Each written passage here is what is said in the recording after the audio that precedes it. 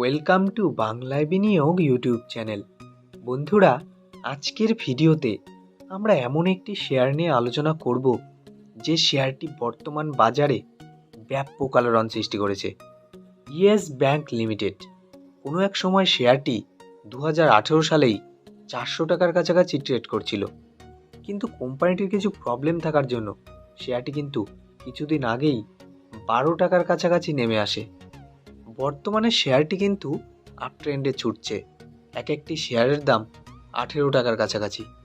তো বন্ধুরা, আগামী দিনে এই শেয়ারটির টার্গেট কেমন হতে পারে এবং লং টার্মের জন্য শেয়ারটি কেমন, আজকের ভিডিওতে আলোচনা করব। ভিডিওটি শুরু করার আগে ছোট্ট একটি রিকোয়েস্ট, আমাদের চ্যানেল থেকে শেয়ার বাজারের নিয়মিত আপডেট খবর পেতে এবং শেয়ার বাজার সম্পর্কে আরও জানতে অবশ্যই আমাদের চ্যানেলটিকে সাবস্ক্রাইব করুন। তো চলুন বন্ধুরা, শুরু করা যাক ভিডিওটি। কোনো শেয়ার কেনার আগে অবশ্যই কিন্তু আমাদের সেই শেয়ারটির টেকনিক্যাল চার্ট এবং কোম্পানিটির ফান্ডামেন্টাল দিক খুব ভালোভাবে দেখে নেওয়া উচিত, যাতে আমাদের লসের সম্ভাবনাটা কম থাকে। যদি আমরা শেয়ারটির অ্যাডভান্স চার্ট দেখি, তাহলে কিন্তু দেখব 19 টাকা 50 পয়সার কাছাকাছি শেয়ারটির কিন্তু একটি রেজিস্ট্যান্স লাইন রয়েছে। যদি এই রেজিস্ট্যান্সটি শেয়ারটি ভাঙতে পারে, তাহলে কিন্তু শেয়ারটি খুব কম টাইমের মধ্যেই 22 টাকা 50 পয়সার কাছাকাছি পৌঁছে যেতে পারে, এবং এই রেজিস্ট্যান্সটি ভাঙলে শেয়ারটি কিন্তু খুব কম টাইমের মধ্যেই 25 টাকার কাছাকাছি পৌঁছে যেতে পারে, এবং এই রেজিস্ট্যান্সটি ভাঙলে শেয়ারটি কিন্তু আবার লম্বা র্যালি দেখাতে পারে। যদি আমরা ব্যাংকটির বিজনেস মডেল সম্পর্কে জানি, তাহলে কিন্তু দেখব ব্যাংকটি 2003 সালে প্রতিষ্ঠিত হয়।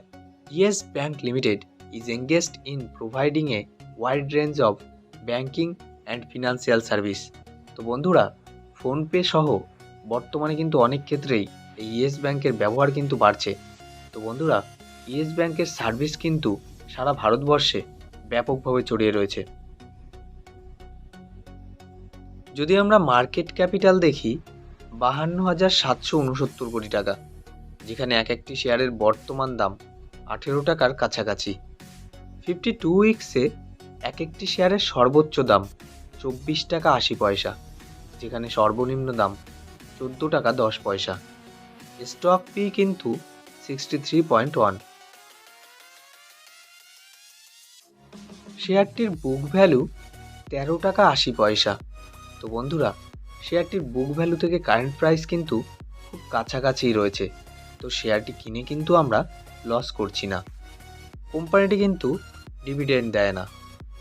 আরওসি অর্থাৎ রিটার্ন অন ক্যাপিটাল এমপ্লয়েড 4.94%, যেখানে আরওই অর্থাৎ রিটার্ন অন ইকুইটি 1.99%।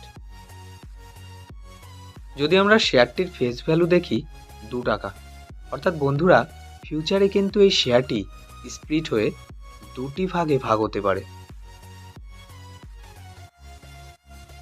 যদি আমরা শেয়ারটির 50 ডিএমএ এবং 200 ডিএমের ইন্ডিকেটরটি দেখি, তাহলে কিন্তু দেখব খুব কাছাকাছি রয়েছে। তো বর্তমানে কিন্তু শেয়ারটি কেনার জন্য একদম শুভ। সেপ্টেম্বর 2021 অনুযায়ী কোম্পানির রেভিনিউ 4,651 কোটি টাকা, যেখানে ডিসেম্বর 2021-এ 4,897 কোটি টাকা, এবং মার্চ 2022-এ 4,947 কোটি টাকা, যেখানে জুন 2022-এ রেভিনিউ 5,135 কোটি টাকা, এবং সেপ্টেম্বর 22-এ 5,475 কোটি টাকা। ডিসেম্বর 2022-এ কোম্পানির রেভিনিউ 5,874 কোটি টাকা, যেখানে মার্চ 2023-এ 6,218 কোটি টাকা, এবং জুন 2023-এ 6,445 কোটি টাকা। সেপ্টেম্বর 2023-এ কোম্পানির রেভিনিউ কিন্তু 6,714 কোটি টাকা। তো বন্ধুরা, একটা জিনিস লক্ষ্য করুন, কোম্পানির রেভিনিউ কিন্তু প্রত্যেক কোয়ার্টারে ব্যাপকভাবে বাড়ছে। তো বুঝতেই পারছেন, কোম্পানিটি কিন্তু আবার সেপ্টেম্বর 2021 অনুযায়ী কোম্পানির নেট প্রফিট 223 কোটি টাকা, যেখানে মার্চ 2023-এ 206 কোটি টাকা, এবং জুন 2023-এ 347 কোটি টাকা, যেখানে সেপ্টেম্বর 2023-এ কোম্পানির প্রফিট 229 কোটি টাকা। তো বন্ধুরা, কোম্পানিটি কিন্তু সেপ্টেম্বর 2021 থেকে কোনো কোয়ার্টারেই তেমন লস করেননি, প্রতি কোয়ার্টারেই কিন্তু লাভ করেছে। এটি কিন্তু কোম্পানিটির জন্য পজিটিভ সাইন। যদি আমরা কোম্পানির ইয়ারলি রেভিনিউ দেখি, তাহলে কিন্তু দেখব মার্চ 2017-ই ছিল 16,425 কোটি টাকা, যেখানে মার্চ 2018-এ 20,269 কোটি টাকা এবং মার্চ 2019-এ 29,624 কোটি টাকা, যেখানে মার্চ 2020 অনুযায়ী 26,052 কোটি টাকা এবং মার্চ 2021 অনুযায়ী 20,039 কোটি টাকা এবং মার্চ 2022-এ 19,019 কোটি টাকা, যেখানে মার্চ 2023-এ 22,702 কোটি টাকা। তো বন্ধুরা, কোম্পানিটি কিন্তু 2021 সালে ডাউন হয়ে গেছিল এবং পরে কিন্তু আবার ধীরে ধীরে উপরের দিকে উঠছে। তো মার্চ 2023-এ কিন্তু রেজাল্ট বেশ ভালোই এসেছে। যদি আমরা কোম্পানির ইয়ারলি প্রফিট দেখি, তাহলে কিন্তু দেখব মার্চ 2020-তে কোম্পানি কিন্তু ব্যাপক লস খায়।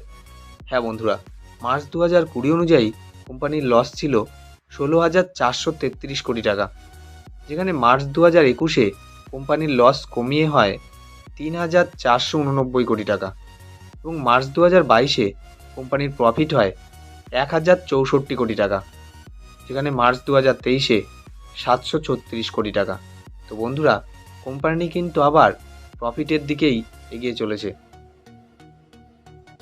যদি আমরা কম্পাউন্ডেড সেলস গ্রোথ দেখি, 10 বছরে 11% এবং 5 বছরে 2%, যেখানে 3 বছরে -4% এবং কম্পাউন্ডেড প্রফিট গ্রোথ দেখলে 10 বছরে -6%, যেখানে 5 বছরে -30% এবং 3 বছরে 27%। তো বন্ধুরা, গত 3 বছরে কিন্তু কোম্পানি প্রফিট করছে। তো আগামী দিনে কিন্তু এই শেয়ারটি বেশ ভালো জায়গায় যেতে পারে।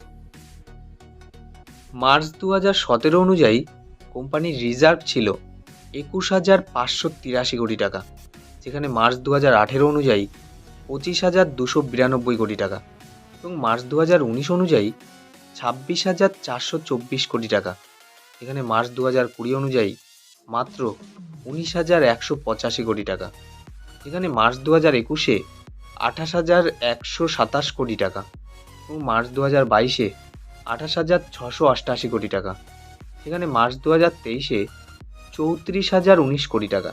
তো বন্ধুরা, দিনের পর দিন কোম্পানির রিজার্ভ কিন্তু বেড়েই চলেছে। পাশাপাশি যদি আমরা বড়োইং দেখি, মার্চ 2017-ই ছিল 1,81,464 কোটি টাকা, যেখানে মার্চ 2018-এ 2,75,582 কোটি টাকা, যেখানে মার্চ 2019-এ 3,35,982 কোটি টাকা এবং মার্চ 2020 অনুযায়ী 2,19,102 কোটি টাকা, মার্চ 2021 অনুযায়ী 2,26,795 কোটি টাকা, যেখানে মার্চ 2022-এ 2,69,403 কোটি টাকা এবং মার্চ 2023-এ 2,95,136 কোটি টাকা।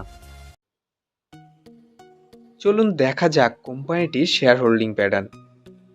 কোম্পানিটির শেয়ার এফআইয়ের কাছে আছে 23.39%, যেখানে ডিআই এর কাছে 40.68% এবং গভর্নমেন্টের কাছে 0.01%।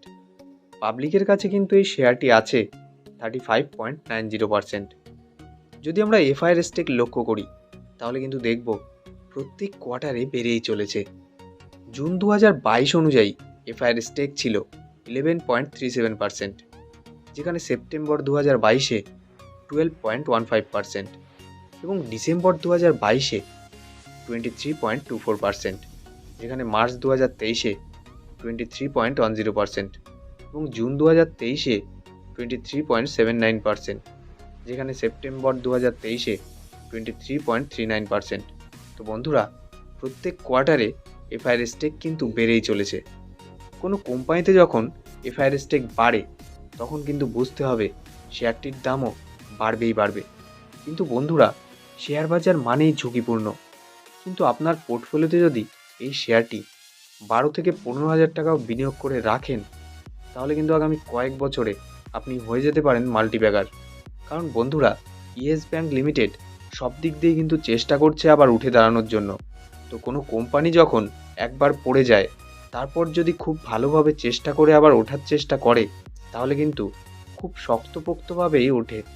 তো বন্ধুরা, ভিডিওটি ভালো লাগলে অবশ্যই লাইক এবং শেয়ার করুন এবং আমাদের চ্যানেলের সঙ্গে জুড়ে থাকতে, শেয়ার বাজার নিয়ে নিয়মিত আপডেট খবর পেতে এবং শেয়ার বাজার সম্পর্কে আরও জানতে অবশ্যই আমাদের চ্যানেলটিকে সাবস্ক্রাইব করুন এবং পাশের দেওয়া বেল আইকনটি টিপে রাখুন, যাতে আমাদের আপলোড করা ভিডিওটি সবার আগে আপনি দেখতে পান।